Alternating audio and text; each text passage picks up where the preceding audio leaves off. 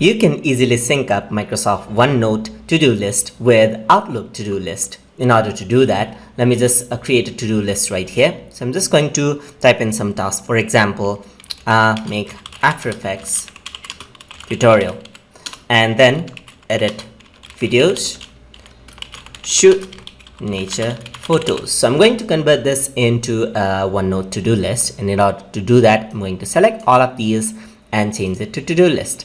And once I do that, what I can do is I can convert each one of them into Outlook tasks. So I can select this out, and over here in Outlook tasks, I can do today, and you can see that there's a flag right there.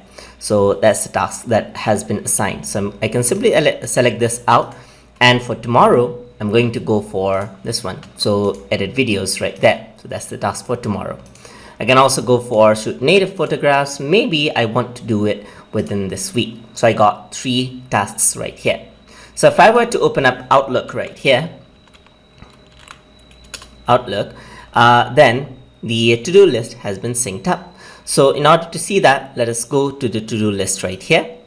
And over here, you can see that this is where my task has been assigned. So you can see that for today, make After Effects tutorial is on right here. So it is right here.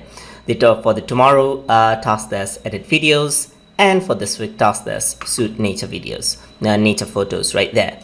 If I want to delete a task, I can simply select it. For example, let's say I don't want to have to edit the videos anymore. So I can simply go here and then delete the Outlook task. And once I do that, you can see that the to-do list is not there anymore. I can also go back over here, and I can add a custom task right here.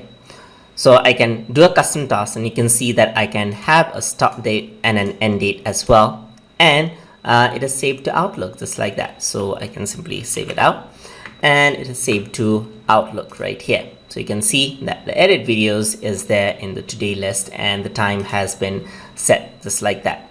So that is how you can sync the to-do list of OneNote inside of Microsoft Outlook. So hope you guys learned something as always, and as always, please like, comment, share, and subscribe.